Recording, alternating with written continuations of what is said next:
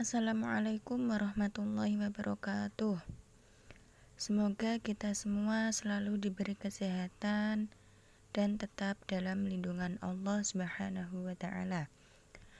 Sebelum kita mulai pembelajaran, alangkah lebih baiknya kita berdoa terlebih dahulu. Berdoa dimulai. Berdoa selesai. Oke, langsung saja. Pada kesempatan kali ini, saya akan membahas mengenai prinsip-prinsip geografi, pendekatan geografi, dan keterampilan dasar geografi. Merupakan dasar untuk menjelaskan, menguraikan, mengkaji, dan menganalisis berbagai fenomena geosfer, fenomena-fenomena geografi. Keempat tersebut apa saja? Yang pertama adalah prinsip distribusi atau prinsip persebaran.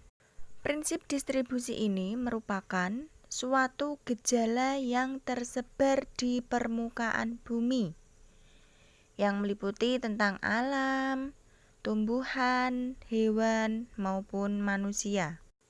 Secara alamiah, kondisi fisik suatu wilayah yang satu ini pasti berbeda dengan wilayah yang lain. Contohnya, persebaran gunung berapi di Indonesia. Ini tidak semua daerah, tidak semua wilayah mempunyai gunung berapi. Contohnya, gempa bumi di Palu disebabkan karena adanya aktivitas sesar Palu. Berarti ini adalah contoh dari prinsip interrelasi. Akibat gempa tersebut, sebanyak 2.113 orang meninggal dunia. Berarti ini adalah prinsip deskripsi. Sebanyak 823 berasal dari beberapa daerah di dekat pantai. Berarti ini menunjukkan prinsip distribusi karena adanya persebaran, yaitu di daerah dekat pantai. Kemudian yang ketiga yaitu prinsip interrelasi, yaitu merupakan suatu hubungan saling terkait dalam ruang antara gejala yang satu dengan gejala yang lain. Berarti dalam prinsip interrelasi atau keterkaitan ini ada hubungan timbal balik atau keterkaitan ya antara fenomena yang satu dengan fenomena yang lain. Contoh, gempa bumi di Palu disebabkan karena adanya aktivitas sesar Palu. Berarti di sini gempa bumi di Palu itu pengaruh dari aktivitas sesar Palu, gitu ya. Kemudian yang keempat yaitu prinsip korologi atau gabungan. Jadi pada dasarnya prinsip korologi ini merupakan paduan dari ketiga prinsip yang sudah saya sebutkan tadi, yaitu prinsip apa saja?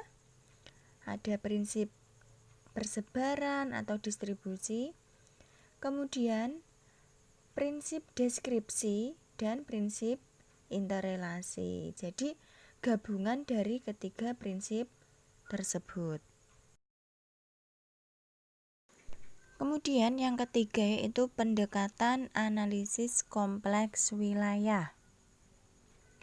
Nah, untuk pendekatan kompleks wilayah ini merupakan perpaduan antara pendekatan keruangan dengan pendekatan ke lingkungan. Berarti intinya, fenomena geosfer dalam satu ruang ini terjadi akibat fenomena geosfer di ruang yang lain. Berarti pada intinya untuk pendekatan kompleks wilayah ini melibatkan lebih dari satu ruang. Contoh, banjir di Tayo terjadi akibat curah hujan dalam 1 bulan terakhir di Pegunungan Muria yang merupakan hulu sungai Tayo. Berarti di sini terdapat 2 ruang, yaitu Tayo sebagai ruang pertama dan Pegunungan Muria sebagai ruang kedua. Yang kedua yaitu prinsip deskripsi, merupakan penjelasan atau penjabaran mengenai gejala-gejala yang dipelajari, yaitu melalui penggambaran dalam bentuk peta, kalimat, diagram, grafik, tabel, atau gambar. Dalam prinsip deskripsi ini, dibutuhkan penjelasan lebih jauh mengenai gejala-gejala alam yang dipelajari melalui penggambaran dalam bentuk peta atau kalian bisa melihat gambar yang ada itu ya. Berarti di situ kalian harus bisa mendeskripsikan dari gambar yang ada. Contohnya, gempa di Palu menyebabkan sebanyak 2.113 orang meninggal dunia. Ini adalah contoh prinsip deskripsi. Untuk pembahasan yang selanjutnya mengenai pendekatan geografi. Pada pembahasan yang sebelumnya sudah dijelaskan bahwasannya ruang lingkup geografi ini kajiannya sangat luas. Ruang lingkup yang luas ini tidak hanya menyangkut materi pokok yang dipelajarinya, tetapi juga mencakup masalah yang dikaji. Oleh karena itu, pendekatan geografi ini digunakan untuk memahami berbagai permasalahan atau fenomena geosfer yang terjadi di permukaan bumi. Jadi apabila nanti kita mau menganalisis fenomena geosfer ini bisa menggunakan 3 pendekatan geografi. Yang pertama yaitu pendekatan keruangan. Untuk pendekatan keruangan ini merupakan analisis atau cara pandang yang menekankan ruang sebagai kajiannya. Berarti fenomena geosfer ini terjadi dalam satu ruang. Kuncinya untuk membedakan pendekatan dengan pendekatan-pendekatan yang lain, pendekatan keruangan ini kuncinya tidak ada interaksi antara manusia dengan alam. Contohnya, banjir di Tayo terjadi karena tingginya curah hujan dalam 1 bulan terakhir. Berarti di sini yang dibahas hanya banjir di Tayo, ya, tanpa adanya membahas interaksi manusia yang bisa menyebabkan terjadinya banjir tersebut. Paham ya? Yang selanjutnya, pembahasan yang selanjutnya yaitu mengenai keterampilan dasar geografi. Jika kamu adalah seorang ahli geografi atau seorang geografer, maka harus mempunyai keterampilan ini nanti yang saya sebutkan itu harus kalian miliki. Yang pertama yaitu keterampilan observasi, yaitu kemampuan utama dalam memahami konsep geografi. Jadi, hal-hal yang diamati dalam prinsip observasi geografi ini yaitu semua fenomena geosfer, kemarin, apa saja fenomena geosfer? Yaitu ada litosfer, ada atmosfer, ada hidrosfer, biosfer, dan antroposfer. Kemudian yang kedua yaitu keterampilan deskripsi, yaitu suatu kemampuan untuk menjelaskan fenomena geosfer yang terdapat di muka bumi secara detail. Jadi,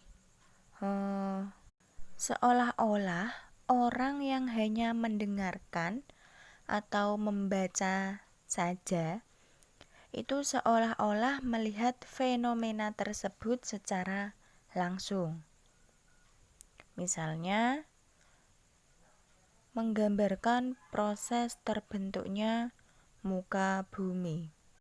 Kemudian yang ketiga yaitu keterampilan klasifikasi atau pengelompokan. Pengklasifikasian fenomena-fenomena geosfer ini dilakukan berdasarkan syarat-syarat tertentu. Contohnya, pengklasifikasian jenis tanah, ada tanah andosol, tanah litosol, dan lain sebagainya. Yang selanjutnya yaitu keterampilan pemetaan.